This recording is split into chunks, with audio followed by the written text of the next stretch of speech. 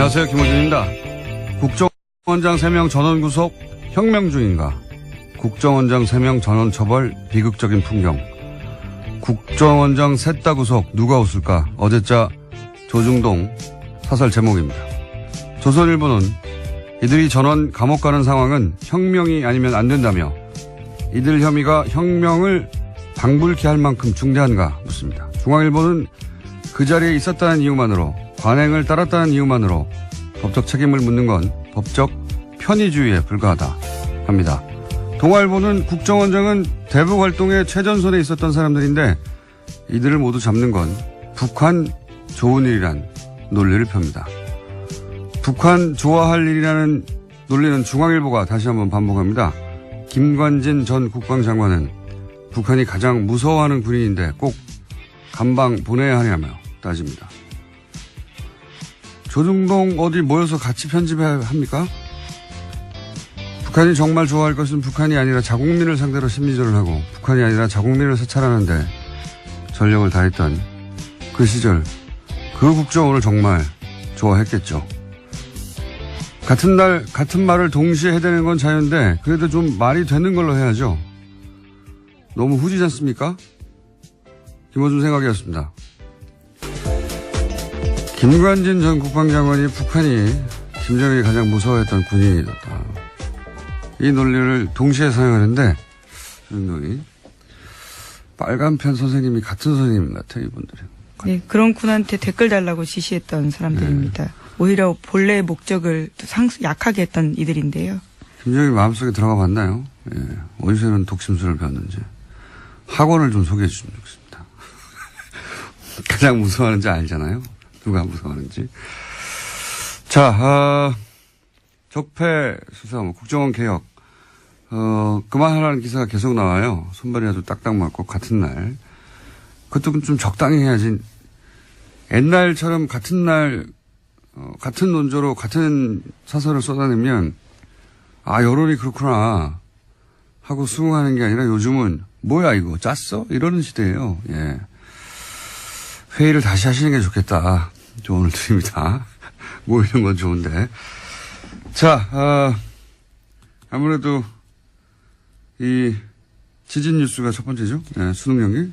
네, 어제 경북 포항에서 규모 5.4의 지진이 발생했습니다. 이에 정부가 수능 시험을 연기하겠다라고 발표했는데요.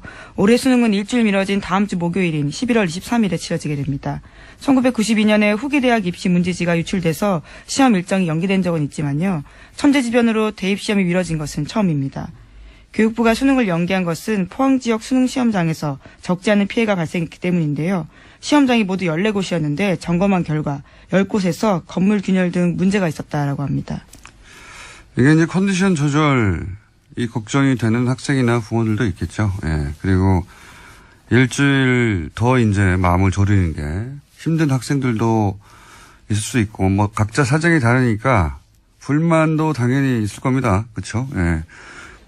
조선일보가 이제 재빠르게 이 불만을 캐치해서 이거 참 빨라요, 조선일보는.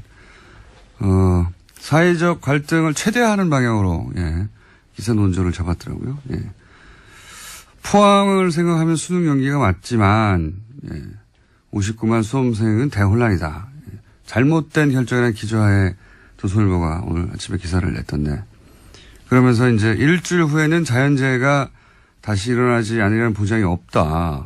연기할 필요가 없다는 이제 모 교장의 말로 기사를 끝을 내요. 예.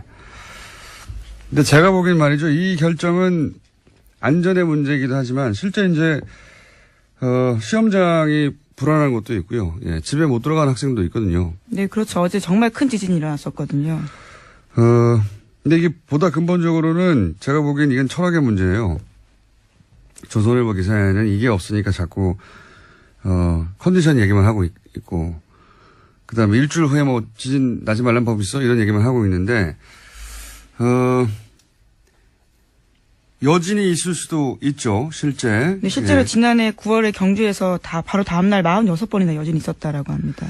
근데 이게 이제 안전의 문제에서만 바라볼 일이 아니고 보다 근본적으로는 이건 제가 보기엔 철학의 문제인 것이 포항에서 예를 들어서 오늘 집에 못 들어간 학생들이 있단 말이죠.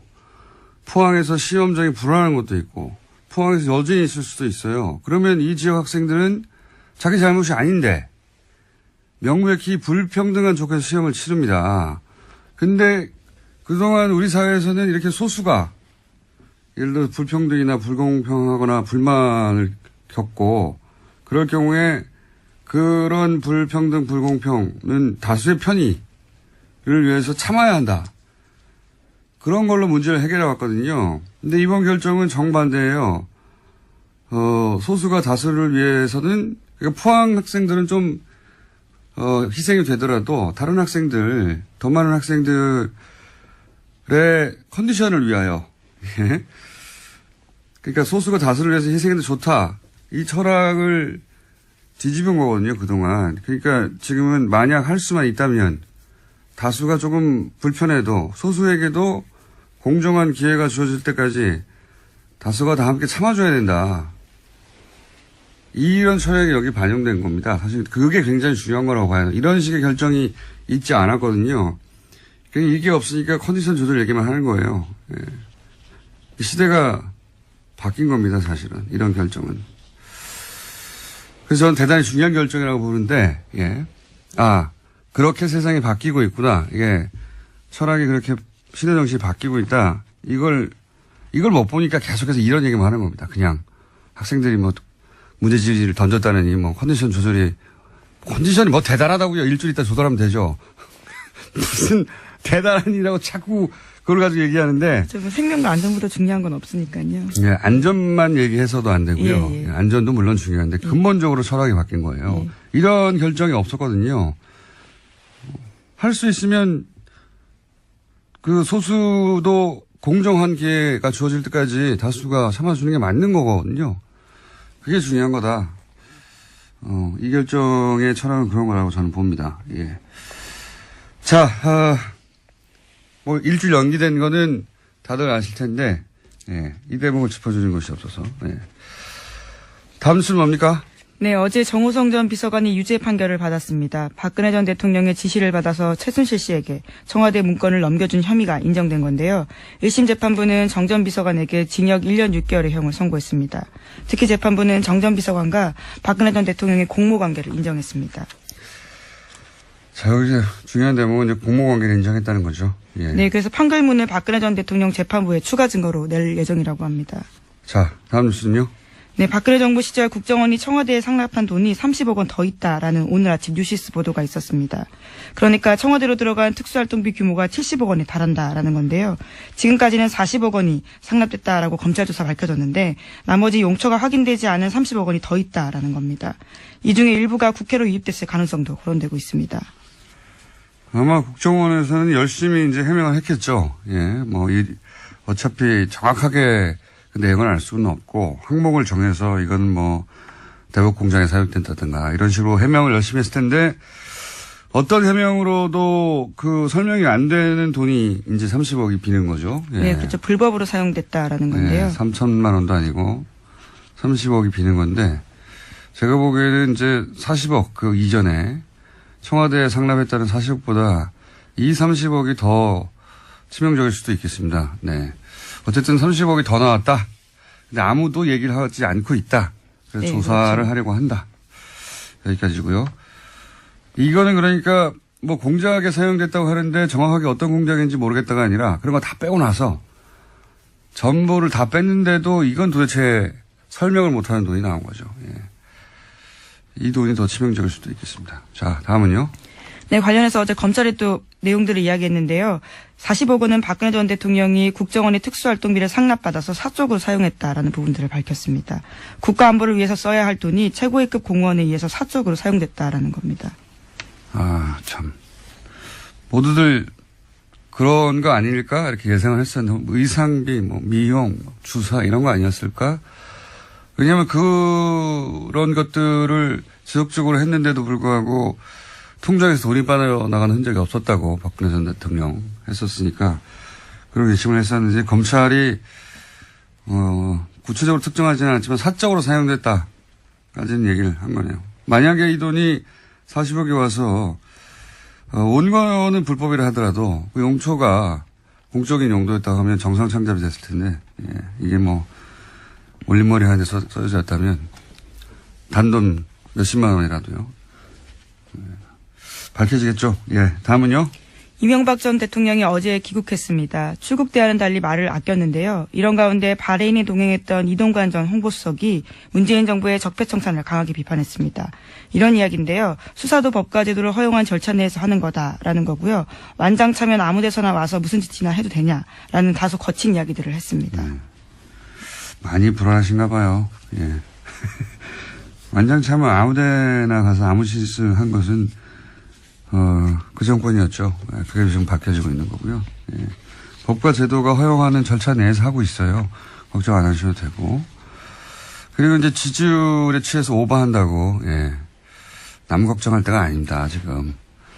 이런 얘기 하다가 근데, 이동관 전 수석이, 이동관 전 수석을 놓고 차가 가버렸어요.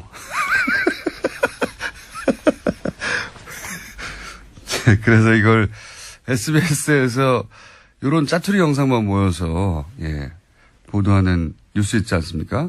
스브스 뉴스라고.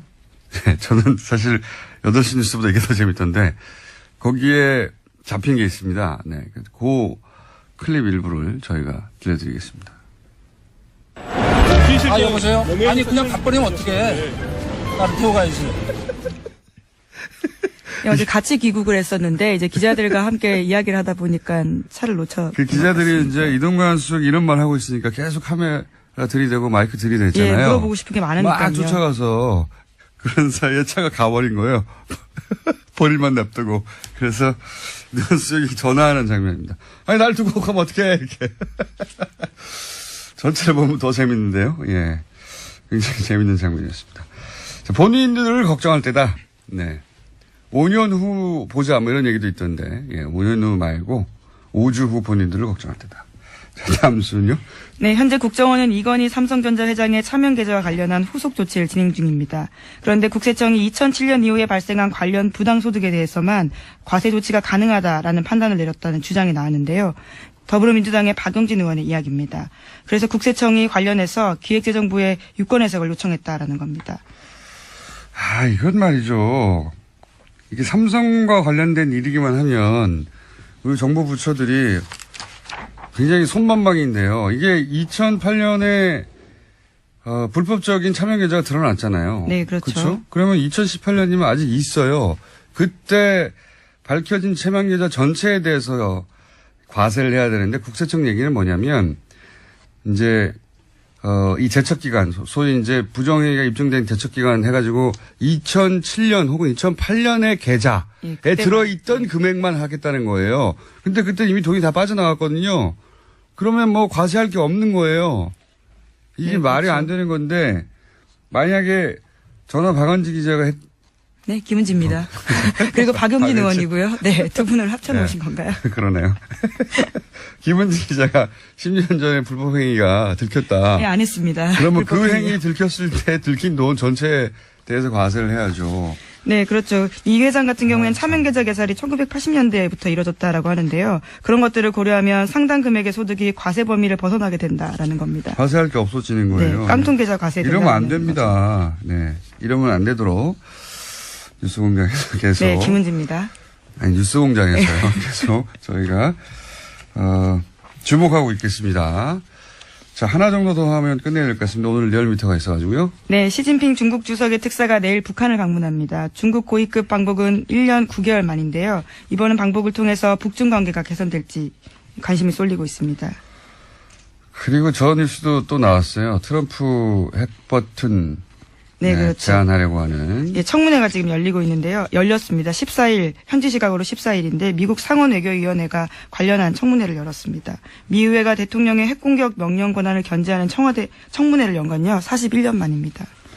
자, 이제 뉴스공장에서 트럼프 미친 건가 아닌가, 미친 건가 미친 척하는 건가 이런 이야기를 몇 주 전부터 했는데 예. 트럼프가 미친 거 아닌가라는 말을 여기서 미쳤다는 말은 사실 이런 표현이죠. 정상적으로 핵버튼을 맡겨도 되는가. 그렇게 정신건강이 건강한가. 정신건강에 문제 없나. 이런 질문인데 이게 이제 저희가 하는 게 아니에요.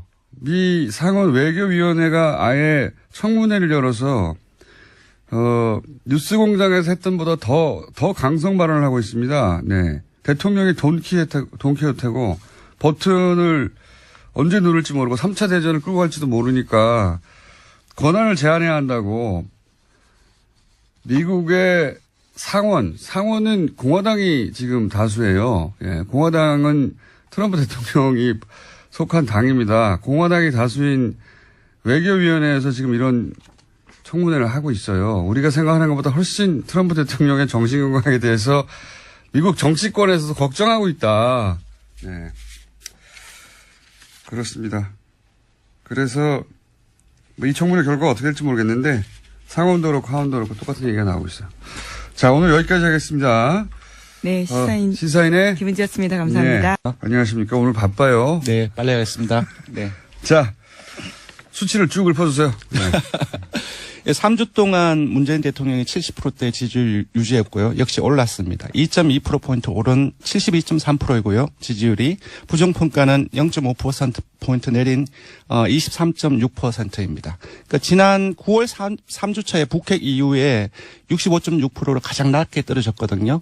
예, 그래서 한 7% 정도 그 이후에 회복이 되었습니다. 그래서 지금 이제 원인으로 보자고 한다면은 유엔 연설이 조금 이전에 있었지 않습니까? 그 이후에 계속 한중 관계 회복이라든지 그런 부분들이 가장 큰 요인이 아닌가 싶고요. 그리고 이제 사회경제적 배경으로는 적폐청산, 그러니까 국정원 특활비 상납 의혹 이것이 워낙 컸고요. 그리고 MB 정부의 어떤 군 댓글 정치 공작이라든지 이런 부분들이 계속적으로 확산되고 있습니다. 그러한 부분들이 영향을 미치지 않았나 싶습니다. 그래서 뭐 70% 초반대로 올랐다는 거잖아요. 그렇습니다. 네. 72.3%입니다. 72.3%요? 네. 69.5%나 70.3%나. 뭐. 아니, 불과 한 달 전쯤만 해도 그러니까 일간 조사를 보면 앞에 7자를 하나도 찾아볼 수가 없었거든요. 근데 지금 북핵 실험의 여진이 계속되는 예, 상황이었고. 그렇죠. 근데 지난 수요일부터 5일 연속 앞에 7자가 붙고 있습니다. 일간으로. 어제 예를 들어서 어제 오늘은 어떻습니까? 그러면? 그러니까 어제 같은 경우는 어제 같은 경우는 73.6%까지 올랐고요. 그제 같은 경우는 72.4%로 올랐습니다. 북핵 이전의 상황으로 돌아갔다. 예, 지지난주까지는 보합 또는 강보합 이런 얘기를 했었는데 상승세로 봐야 될 것 같습니다. 그냥 북핵 이전으로 돌아갔다 이렇게 정리해 주십시오. 네, 알겠습니다. 그래봐야 수치가 네, 정당으로 넘어갈까요? 안 되기 때문에. 네. 저는 큰 변화가 몇 개월 동안 있었던 것 같은데 결국 몇 프로 빠졌다 몇 프로 올랐다 이 정도 수준이. 아니 많이 그때 8.2%포인트 북핵 이후로 빠졌고요. 그러니까 8.2%가 엄청난 것 같은데 저는 별로 엄청나지 않습니다. 알겠습니다. 예, 정당으로 넘어가죠. 네. 정당은요? 민주당 먼저 알려드리겠습니다. 지난주에 상당폭 빠졌는데요. 2.6%포인트 상승해서 50.8%를 기록했습니다. 문 대통령 순방 외교 효과가 아닌가 싶고요. 자유한국당 같은 경우는 지난주에 탈당한 의원들이 복당하는 과정 속에서 소폭 올랐는데 이번에 횡보했습니다. 0.2%포인트 하락해서 18.4%를 보였고요. 생각만큼 여기는 많이 오르지 않네요. 네. 예. 지난번에 이제 예측을 했다시피 크게 합당, 통합 그런 어떤 효과들은 미미할 것이다라고 예상을 했는데요. 그런 결과가 이어지고 있는 것 같습니다. 바른정당 같은 경우 이번 주 초에 유승민 의원이 새 당대표로 선출되었죠. 그러니까 지난주부터 조금씩 회복세를 보이고 있습니다. 5.9%를 기록해서 0.4%포인트 상승했습니다. 국민의당 같은 경우는 내림세가 이어지고 있습니다. 2주째 내림세인데요. 0.3%포인트 하락해서 5%입니다. 지금 문정부에 대한 태도라든지 그리고 당의 진로, 정체성 이런 걸 둘러싸고 내용이 파열음이 이어지고 있는데요. 이러한 영향이 지속되고 있는 것 같습니다. 정의당 같은 경우는 조금 많이 빠졌습니다. 민주당하고 연동관계에 있기 때문에 0.9%포인트 하락해서 4.9%입니다. 네.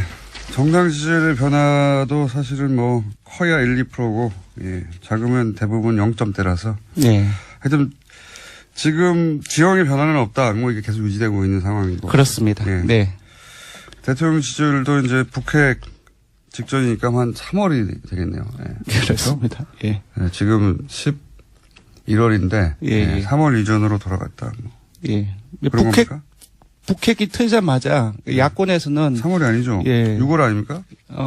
북핵 말입니까? 북핵 말고 이제 문재인 대통령 지지율의 등락폭. 8월이군요. 예. 3월은 예, 하여튼 아직 탄핵 국면이었네요. 1년 정도 지난 것 같은 느낌이 들어가지고. 예, 워낙 많은 일이 있다 보니. 예. 예. 8월 이전으로 돌아갔다. 네, 국회 6차 실험 전으로. 맞습니다. 네. 네. 이 정도로 생각하면 되겠습니다. 네네. 큰 틀에서는. 네. 자, 이번 주 현안 주사는 뭡니까? 박정희 전 대통령 동상을 건립에 대해서 논란이 상당히 많이 벌어지고 있습니다. 정치적인 이슈 외에도. 그러니까 지금 저희 TBS가 있는 그 서울시 그 마포구 상암동 이 인근에 네. 서울시 부지에 인근이 아니고 예. 바로 눈앞이에요. 눈앞인가요? 걸으면 2분 정도 걸립니다. 예. 네. 그래서 여기 이 주위에 이제 건립하는 걸 두고 논란이 벌어지고 있는데요. 참고로 이제 도서관입니다, 여기는. 예. 네. 도서관인데. 기념 도서관 이제 부지에 예. 굉장히 크죠, 사실은. 네, 동상이 5m든가요? 예. 상당히 크고 이제 문제가 되는 거는 서울시 소유의 부지라는 겁니다. 예. 서울시 네. 소지의, 소유의, 오늘 바람이 이렇게 많이 세죠. 안 그래도 새는데 오늘 특히 세네요. 예. 그래서 거기서 이제 위원회를 구성해서 설치할 건지 말 건지를 위원회에서 결정해야 한다고 해요. 예. 네. 그런데 이제 그 이전에 설치할까봐 또 네. 우려했던 분들도 있고 또는 당연히 설치해야 된다는 분들도 있죠. 예. 그래서 그 여론조사를 한번 해봤다 이거죠? 네, 그렇습니다. 결과는 반대가 대다수로 나타났습니다. 66.5%가 나왔고요. 예, 그러니까 3명 중 2명은 반대하고요. 찬성은 3.1%가 찬성을 했습니다. 재밌는 거는 작년이죠. 작년 12월 말에 저희들이 리얼미터가 역대 대통령 국가 기여도 조사를 했어요. 예. 그때 노무현 전 대통령에 이어서 박정희 전 대통령이 30.8%가 나왔습니다. 이번 찬성이 30.1%고요. 딱 그 정도군요. 거의 비슷합니다. 네. 그러니까 박근혜 전 대통령에 대한 지지가 여전히 30%대 초반대 그렇습니다. 네, 유지된다는 것이고. 근데 이거 생각해보면 저는 그렇게 생각이 듭니다. 박근혜 전 대통령이 이제 붕괴시킨 게 본인 정권뿐만이 아니라 네. 우리 사회에서 한 60년 이어졌던 박정희 패러다임을 근본적으로 사실은 붕괴시키는 역할을 했다. 동상 건립 정도는 일반 국민 여론사 뭐 그럴 수도 있다고 생각할 만한 사안인데 혹은 팽팽하거나 이렇게 확 기울은 건 사실은 박근혜 전 대통령의 공장장 그 말씀에 그 동의를 하는 게 지금 TK 같은 경우도 그 반대가 많습니다. TK 에서도요? 54%. 그러니까 의외네요. 예, 국정농단 이후에 그 아버지 박정희 전 대통령에 대한 인식들 자체, 태도 자체도 근본적으로 좀 흔들리고 있는 과정이 아닌가라는 생각이 듭니다. 왜냐하면 이게 뿌리를 거슬러 올라가면 박정희 전 대통령 시절의 최태민으로부터 이어진 그것이 결국 여기까지 왔기 때문에 사실은 이미 사망한 분의 그리고 이게 신화는 사실은 무너뜨리기 굉장히 힘든 건데 그렇습니다. 의식체계에 들어가 있는 거라 예 그게 그렇게 됐네요. 그래서 TK에서도 오히려 반대가 높다. 예, TK 의외네요. 뭐 60대 어르신들 보수층을 제외하고는 거의 대부분이 반대가 높습니다. 알겠습니다. 조사 개요는요? 예, 이번 주정조사는 TBS 의뢰로 이번 주 월요일부터 수요일까지 전국 19세 이상 성인 1,512명을 대상으로 했습니다. 유무선 전화면접과 자동응답 혼용 방식으로 실시했고 표본 오차는 95% 신뢰 수준 플러스 마이너스 2.5%포인트였습니다. 응답률은 6.1%고요. 현안 조사는 TBS 뉴스공장 의뢰로 어제 하루 동안 실시했습니다. 성인 511명을 대상으로 실시했고 표본 오차는 플러스 마이너스 4.4%포인트였습니다. 알겠습니다. 지금까지 리얼미터 권순정 조사 분석 실장이었습니다. 고맙습니다. 말도 많고 탈도 많고 정상적으로 끝나는 적이 없는 내부자들. 더불어민주당의 안민석 의원 나오셨습니다. 안녕하십니까. 네. 수도권 내리사선 안민석 의원입니다. 약간 이렇게 뜸을 들이셨습니까? 오늘 수원에서 42번째 북토크가 있는데요. 42번째. 1000명이 딱 넘으면은 네. 제가 중요한 정치적인 선언을 오늘 하려고 합니다. 그냥 하세요, 여기서. 경기 남부에 계신 우리 청취자 여러분들 7시 장소는 알아서들 오시고요. 많이들 구경 오십시오. 재밌습니다. 1000명 넘으면요. 예. 제 생각에는 오늘 방송 끝나기 전에 말하실 것 같은데. 자유한국당의 김성태 의원님 나오셨습니다. 예, 이제는 저희가 야당입니다. 그런 지 오래됐습니다. 이미. 예, 서울 김성태입니다. 야당은 워낙 팍팍 터트리는 것인데. 예. 안민석 의원님, 네. 나 김어준 공장장한테 이거는 정말 노파심에서 방송 서두에 한 말씀 드리겠습니다. 결론은 박근혜 정권도 최순실이라는 이런 한마디로 이런 사람이 국가 권력을 가지고 사익을 편취했기 때문에 결국은 대통령까지 깜빵에 가 있는 겁니다. 지금 현재 문재인 정권 이제 시작하고 있습니다만은 이미 이미 단체장 또 지방 기초자치단체장 그러니까 시장이나 뭐 이런 뭐 도지사 서울시장 이런 사람들은 엄청난 지금 병폐가 나오고 있어요. 지난 국정감사에서 박원순 시장의 가장 오른팔이라 그럴 수 있는 최측근인 벤창엄 SH공사 사장이 블랙리스트 문건을 가지고 공사 인사 및 조직관리 운영에 충분하게 그게 참고가 됐다는 부분. 제가 그 문건을 이번 국정감사에서 공개해서 결국 그 사장이 이제 옷을 벗게 됐어요. 오늘은 박원순 때리기입니까? 예. 저는 왜 이야기하는 거면은 박원순 시장 희하에도 블랙리스트는 나오고 또 성남시장 이재명 시장이 성남시에 그러니까 저소득 취약계층 사회적 이런 취약 약자 그룹들의 부채 탕감 이 부채 탕감을 위한 채권 매입을 목적으로 만든 공익 시민 단체가 있습니다. 희망살림이라는 이 단체가 있는데 어떻게 이 단체가 대한민국 최대 포털 사이트인 네이버로부터 무려 네이버 본사가 성남에 있고요. 그렇죠. 그건 아시죠? 2년에 걸쳐서 네이버로부터 40억을 이 희망살림이라는 바로 이 시민 공익단체가 네이버로부터 돈을 받아요. 이거 지난주에 말씀하셨던 이야기 게 아니에요? 들어봤어요. 이제 안민석 의원께서도. 네 차례에 걸쳐서 40억을 받아가지고 결론은 39억을 성남FC에다가 이 희망살림이라는 이 희망살림은 성남시의 취약계층들의 그런 부채 탕감을 목적으로 채권 매입을 목적으로 만든 이 시민공익단체가 언제부터 초거대 재벌 포털 사이트로부터 40억을 받아가지고 그걸 저희 얘기 좀 제지 좀 시켜주십시오. 39억을 저거는 저희가 아니, 이야기 가장 들어보세요. 우리 유력한 20년 만에 지금 도지사를 탈환하려고 하는 이재명 시장 흔드는 거 아닙니까? 안민석 의원께서도 최순실 가지고 진실을 이야기할 때 내가 절대 끼어들지 않았습니다. 저 이야기 들어보십시오. 저는 팩트만을 그래서 얘기했습니다. 이 네이버가 왜 성남의 이런 희망살림에게 근 40억을 갖다가 이렇게 줬겠습니까? 네이버가. 그러고 난 이후에 공교롭게도 네이버는 제2 본사 사옥을 성남시 분당 정자동에 건축 허가를 받아냅니다. 오늘 여기까지. 안 되는 것이었어요?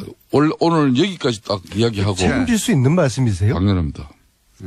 그러니까 저는 안 되는 곳이었는데 그걸로 간 겁니다. 아니 뭐 안 되고 대구를 떠나가지고. 되는 곳에 가는 거는 문제 없잖아요. 아니 뭐 네이버가 아니 이렇게 본연의 희망살림이라는 저소득 취약계층의 부채 탕감을 목적으로 채권 매입을 이렇게 하기 위해서 만든 그런 공익 시민단체의 목적 설립 요건이 있다면은 그걸 위해서 아마 줬을 거예요. 네이버는 40억을. 그렇다면 그 네이버로부터 40억을 받았다면은 이 희망살림이라는 시민단체는 진짜 성남시의 취약계층을 위해서 부채 탕감을 위해서 이 돈이 써야져야 되는데 문제는 성남시 성남FC 축구단에 이 39억을 고스란히 그대로 전달합니다. 언제부터 이런 공익시민사회단체가 성남의 FC 축구단에 그대 대기업 포털 사이트로부터 돈을 받는 창구로 이용되어졌는지 한번 그래서 대답 이재명 한번 시장 해보세요. 여기 한번 모시기로 했잖아요. 이재명 시장 쪽에서는 여러 번 해명했다. 여러 번 해명했고 저희가 안 그래도 인터뷰 요청했는데 여러 번 해명했고 기사를 찾아보시라고. 좋습니다. 오늘 여기서 제가 한 가지만 더 밝힙니다. 바로 그 희망살림이라는 만든 이 시민사회단체의 상임이사가 지금 공교롭게 민주당의 현역 모 의원입니다. 여기까지 먼저 하겠습니다. 아니, 더 하셔도 됩니다. 더 하셔도 되는데. 그리고 어쨌든 FC. 박은순 예. 시장께서도 변창흠 자신의 예. 최측근이 지난 3년 동안 SH공사를 통해서 엄청난 서울시 주요 사업들의 개발 현장에서 이 SH공사가 어떤 일을 했는지 많은 저희들은 제보를 받고 있습니다. 박원순 시장이 SH공사 사장 퇴임으로 이 블랙리스트 묶은 이 상황을 끝장내서는 안 됩니다. 반드시 본인도 그에 상응하는 책임을 김성태 의원님은 네. 우리 보수 정치 세력도 부패했고 그래서 국정농단 일어났지만은 진보 세력인 당신들도 똑같다. 예, 별 차이가 없다. 그걸 말씀하시는 거예요. 저는 그렇습니다. 저는 그래서 문재인 적어도 대통령 박원순, 이재명 두 분에 있어가지고는 김성태 의원님 지금 주장하는 것을 저는 그렇게 믿지 않아요. 이게 이제 안민석 안민석 의원님 벤치마킹 하는 거예요. 안민석 의원님 만일 박원순 의원님이 시장 희하에 몇 년간 해가지고 성공하셨지 않습니까? 그거 하시는 박원순- 거예요. 제 안민석 따라하기. 예, 예, 아니 맞습니다. 뭐 저는 다른 게 아니라 진실을 이야기하는 거예요.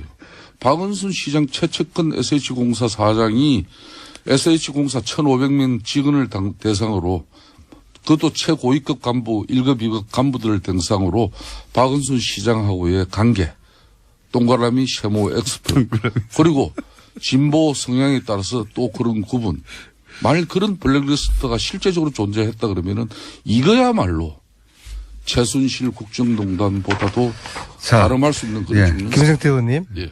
다스는 누구 거예요? 다스는 지금 현재 네. 윤석열 서울중앙지검장에게 한번 물어보세요. 저한테 물어보지 말고. 그래도 답변을 MB 준비해 측근이었던 김성태 의원님은 알고 계실 거 아니에요? 저는 분명하게 이야기지만 MP 측근이 아니었습니다. 18대 좀 때 친박이었습니까? 저는 가장 이명박 대통령을 비판을 많이 했던 사람 중에 한 사람입니다.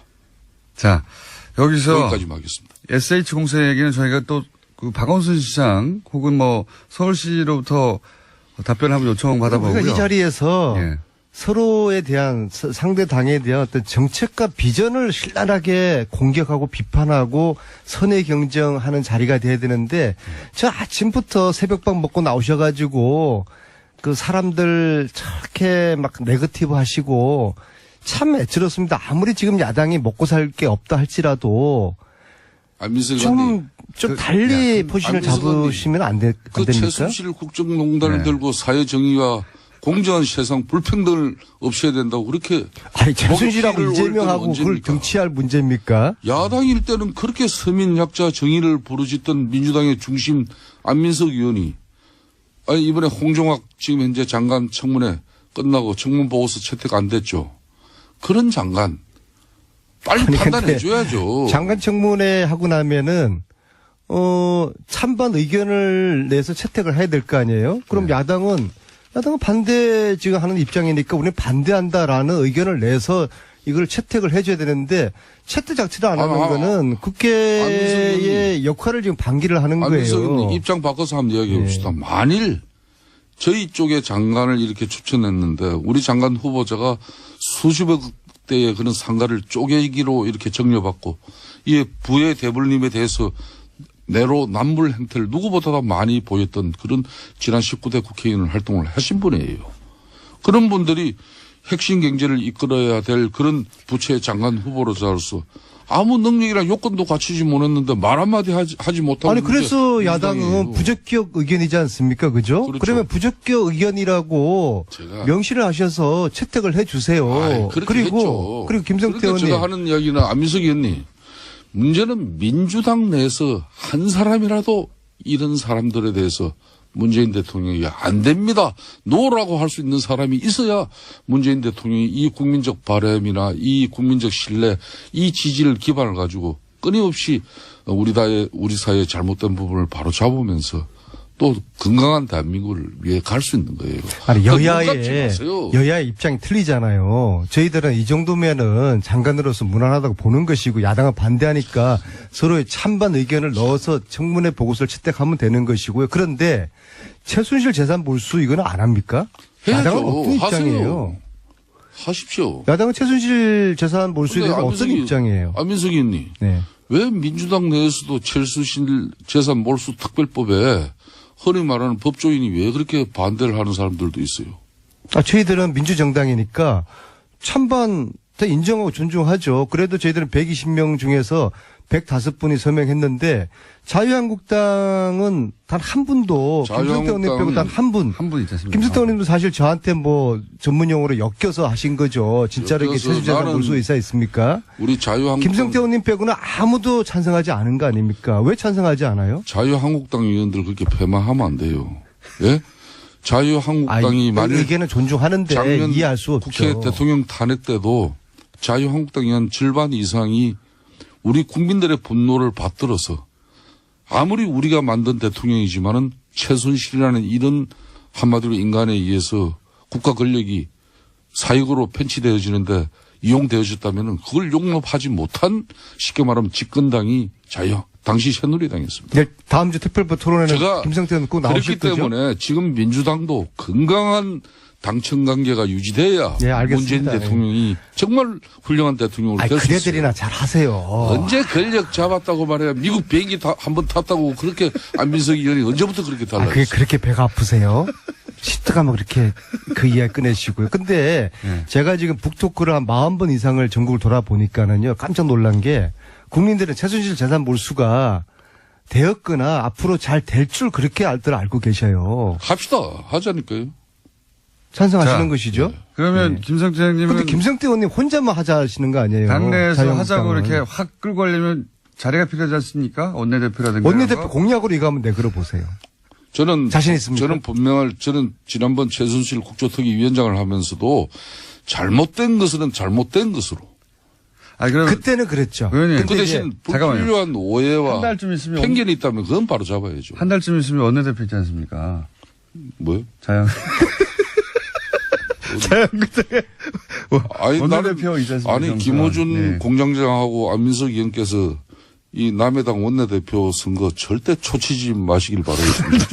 저는 최순실 재산 몰수 이거 공약으로 내거시면은 제가 열심히 뒤에서 제가 응원을 해드리겠습니다. 아니, 그 원내대표 제가 되시면은 이야기 통하는 자유한국당 의원님들이 몇 분 계시거든요. 아니, 원내대표 나가실 거죠? 아니, 저는 뭐 한편으로 네, 한편으로 나가실 거죠? 우리 안민석 의원께서 요 근래 좀 진중하신 그런 모습이 또 보기는 좋아요. 여당 중진이 됐으니까 아, 뭐 저희 집권당- 운명으로 생각해요. 야당일 때는 네. 솔직히 어떤 때는 막 질러대고 때로는 좀 자료가 미비하더라도 국회의원의 면책 특권을 가지고 이렇게 사회 정의를 위해서 지져야 됩니다. 그렇지만은 집권당 의원은 정말 신중하고 정중해야 되거든요. 그런 지금 현재 자세를 가다듬어 가고 있는 모습은 근데 저는 질러도 상당히 제대로 질르셔야죠. 이재명 시장 같은 이런 애매하고 현장에 발로 뛰지 않은 이런 자료를 가지고 보세요. 좋습니다. 그러면 질러대시면은 이거 저희 국민들 동의받기 당에서 어려워요. 네. 예, 제가 자유한국당 정치보복대책특위 위원장입니다. 네.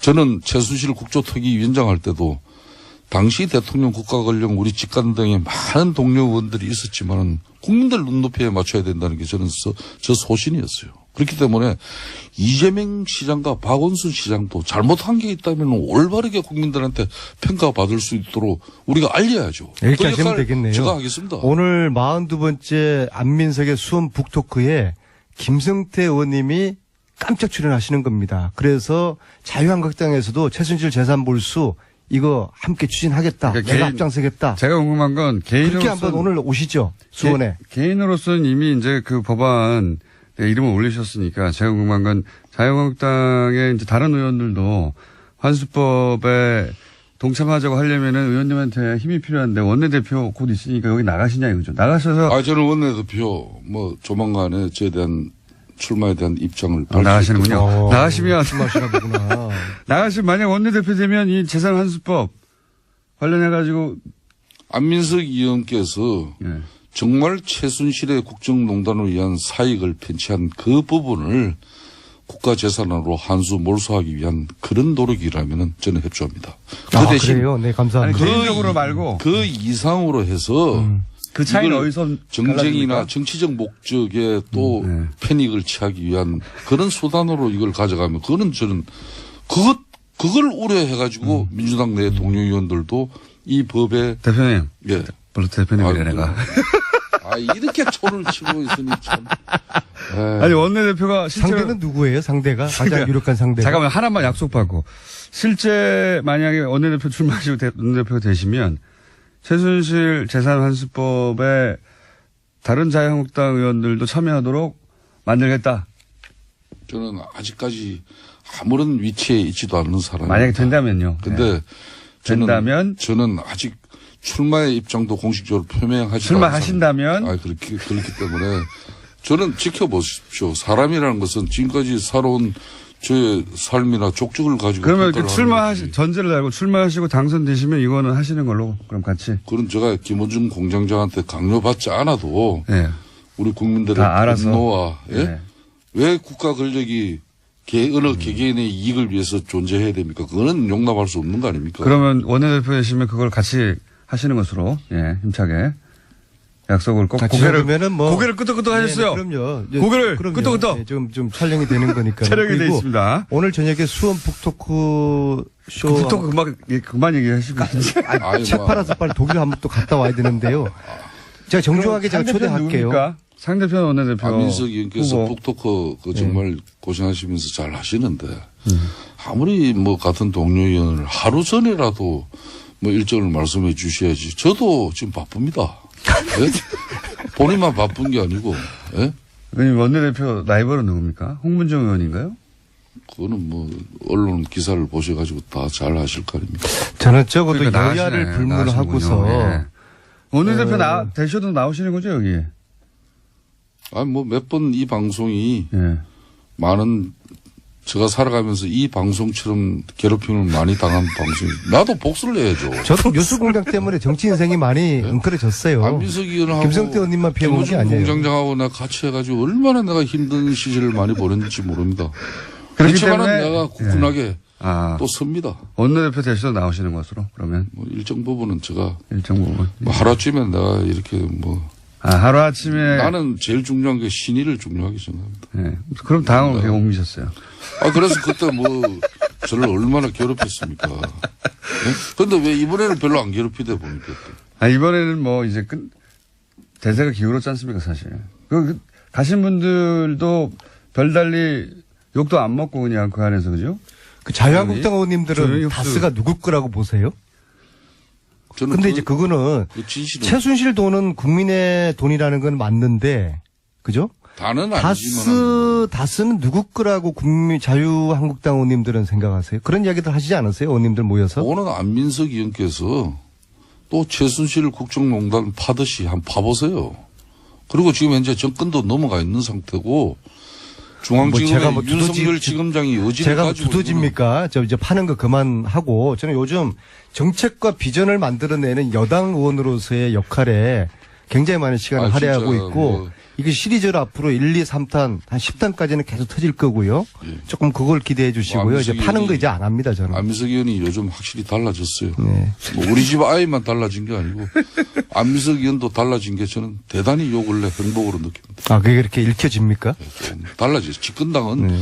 진정- 그리고 제가요. 두 분의 호흡한 대화를 밖에 나가서 야당은 하시고, 좀 더 네. 화력을 좀 더 강하게 준비하시고 쏠 때는 국민들이 야 깜짝 놀랄 만한 신뢰 있는 데이터를 가지고 하셔야 됩니다. 당연하죠. 안민석 의원 절대 제가 볼 때는 야당 탄압하는 데 앞장서지 마세요. 아직도 여당으로 아직도 이 착각하시는 것 같아요. 제가 오늘 이 자리에서 한 가지만 마지막으로 밝히겠습니다.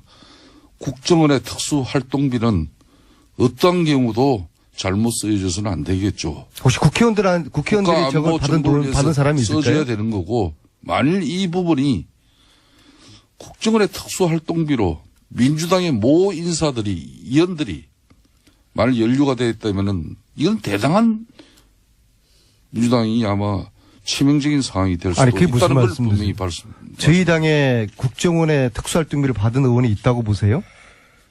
그 말씀하시는 거예요? 저 굉장히 위험한 말씀이신데요. 아니 저는 그냥 막 지르는 거 민주당이 아니세요? 지금이라도 국정원의 특수활동비로부터 DJ 노무현 정권 또 박근혜 정권에서도 정말 우리는 당당하다. 이렇게 소신 있게 이야기할 수 있어야 된다는 거예요. 이런 건 여야가 따로 만일- 없는 것이죠. 만일 정의의 거기에서 문제니까요. 누구라도 국정원 원장에게 예? 출판 기념회에서 책값 받았다면은 그건 어떻게 되겠습니까? 그리고 국정으로부터 뭐 공식 일정 간다고 해서 저게? 뭐 그러니까 장도금 MB처럼 지금 받았다면 이렇게 어떻게 되겠습니까? 협박하시는 거예요. 우리도 뭐 하나 지고 있다. MB가 지금 하는 수법 아니겠습니까? 끝나갈 때 돼서 네? 잠깐 사실관계를 정리하면 SH공사 사장은 사임한 게 아니라 임기가 종료된 겁니다. 네. 자, 임기 종료지만은 연임을 눈앞에 두고 있었습니다. 여기까지만 하겠습니다. 안민석, 김성태 의원이었습니다. 필요가 없다는 이제 모 교장의 말로 기사를 끝을내요. 예. 근데 제가 보기엔 말이죠. 이 결정은 안전의 문제이기도 하지만 실제 이제 시험장이 불안한 것도 있고요. 예, 집에 못 들어간 학생도 있거든요. 네, 그렇죠. 어제 정말 큰 지진이 일어났었거든요. 근데 이게 보다 근본적으로는 제가 보기엔 이건 철학의 문제예요. 조선일보 기사에는 이게 없으니까 자꾸 컨디션 얘기만 하고 있고, 그 다음에 일주일 후에 뭐 지진 나지 말란 법 있어? 이런 얘기만 하고 있는데, 여진이 있을 수도 있죠, 실제. 네, 실제로 예. 지난해 9월에 경주에서 다 바로 다음날 46번이나 여진이 있었다라고 합니다. 근데 이게 이제 안전의 문제에서만 바라볼 일이 아니고 보다 근본적으로는 이건 제가 보기엔 철학의 문제인 것이 포항에서 예를 들어서 오늘 집에 못 들어간 학생들이 있단 말이죠. 포항에서 시험장이 불안한 것도 있고 포항에서 여진이 있을 수도 있어요. 그러면 이 지역 학생들은 자기 잘못이 아닌데 명백히 불평등한 조건에서 시험을 치릅니다.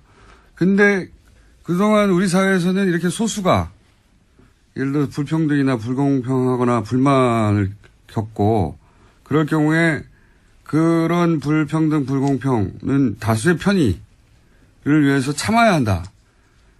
그런 걸로 문제를 해결해 왔거든요. 근데 이번 결정은 정반대예요. 소수가 다수를 위해서는 그러니까 포항 학생들은 좀 희생이 되더라도 다른 학생들, 더 많은 학생들의 컨디션을 위하여 예. 그러니까 소수가 다수를 위해서 희생해도 좋다.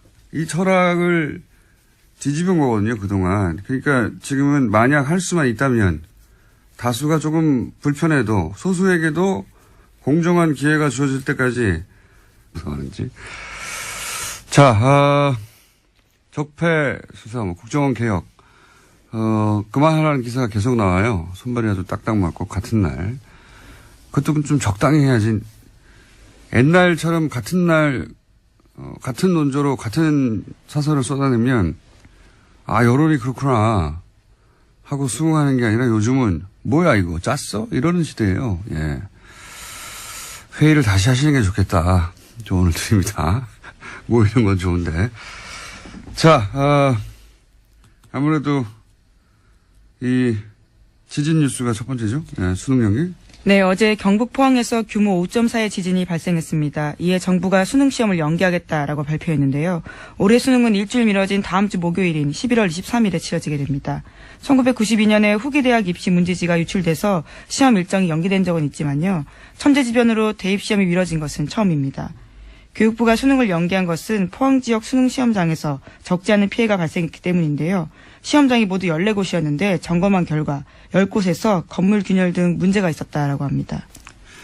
이게 이제 컨디션 조절이 걱정이 되는 학생이나 부모들도 있겠죠. 예. 그리고 일주일 더 이제 마음을 졸이는 게 힘든 학생들도 있을 수 있고, 뭐 각자 사정이 다르니까 불만도 당연히 있을 겁니다. 그렇죠? 예.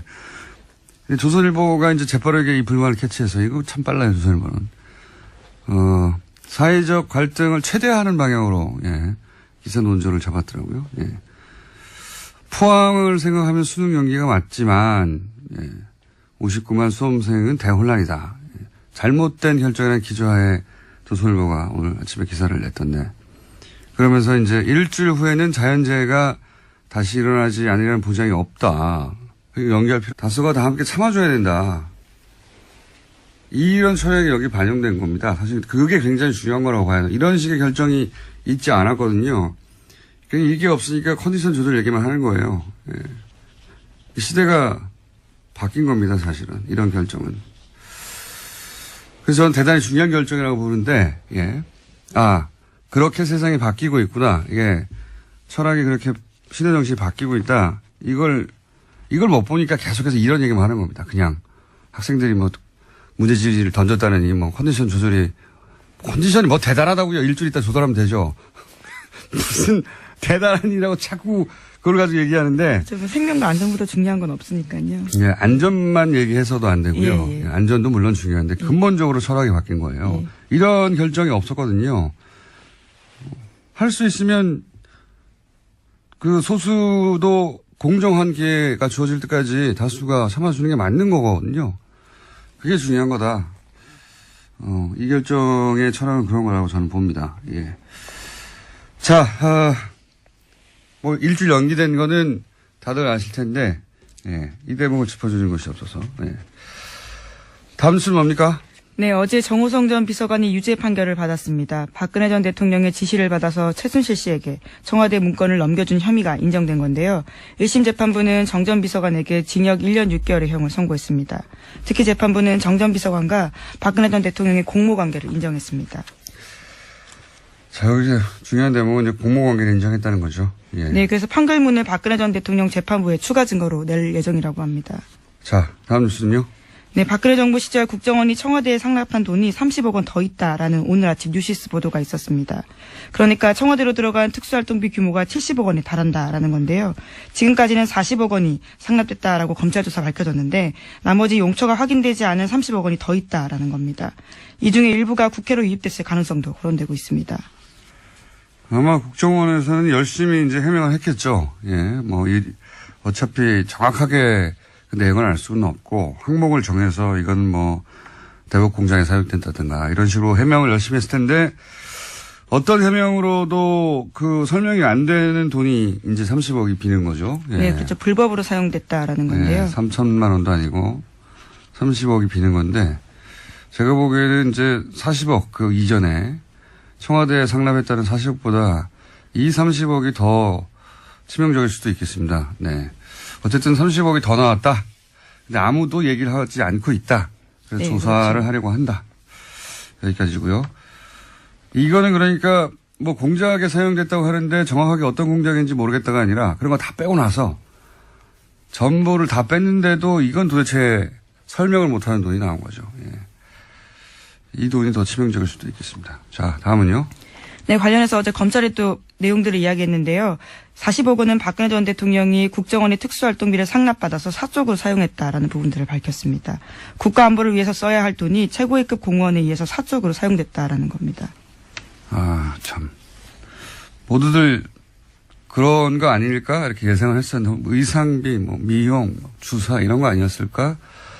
왜냐하면 그런 것들을 지속적으로 했는데도 불구하고 통장에서 돈이 빠져나가는 흔적이 없었다고 박근혜 전 대통령 했었으니까 그런 의심을 했었는지 검찰이 구체적으로 특정하지는 않지만 사적으로 사용됐다까지는 얘기를 한 거네요. 만약에 이 돈이 40억이 와서 온 거는 불법이라 하더라도 그 용처가 공적인 용도였다고 하면 정상창작. 안녕하세요. 김호준입니다.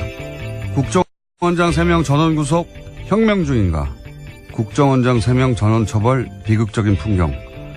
국정원장 셋 다 구속 누가 웃을까? 어제자 조중동 사설 제목입니다. 조선일보는 이들이 전원 감옥 가는 상황은 혁명이 아니면 안 된다며 이들 혐의가 혁명을 방불케 할 만큼 중대한가 묻습니다. 중앙일보는 그 자리에 있었다는 이유만으로 관행을 따랐다는 이유만으로 법적 책임을 묻는 건 법적 편의주의에 불과하다 합니다. 동아일보는 국정원장은 대북 활동의 최전선에 있었던 사람들인데 이들을 모두 잡는 건 북한 좋은 일이란 논리를 펴니다. 북한 좋아할 일이라는 논리는 중앙일보가 다시 한번 반복합니다. 김관진 전 국방장관은 북한이 가장 무서워하는 군인인데 꼭 감방 보내야 하냐며 따집니다. 조중동 어디 모여서 같이 편집해야 합니까? 북한이 정말 좋아할 것은 북한이 아니라 자국민을 상대로 심리전을 하고 북한이 아니라 자국민을 사찰하는데 전력을 다했던 그 시절 그 국정원을 정말 좋아했겠죠. 같은 날 같은 말을 동시에 해대는 건 자유인데 그래도 좀 말이 되는 걸로 해야죠. 너무 후지지 않습니까? 김호준 생각이었습니다. 김관진 전 국방장관이 북한이 김정일이 가장 무서워했던 군인이었다. 이 논리를 동시에 사용하는데 조중동이 빨간 편 선생님이 같은 선생님 같아요, 이분들이. 네, 그런 군한테 댓글 달라고 지시했던 사람들입니다. 오히려 본래의 목적을 약하게 했던 이들인데요. 김정일 마음속에 들어가 봤나요? 예. 어디서 이런 독심술을 배웠는지. 학원을 좀 소개해 주시면 좋겠습니다. 가장 무서워하는지 알잖아요. 누가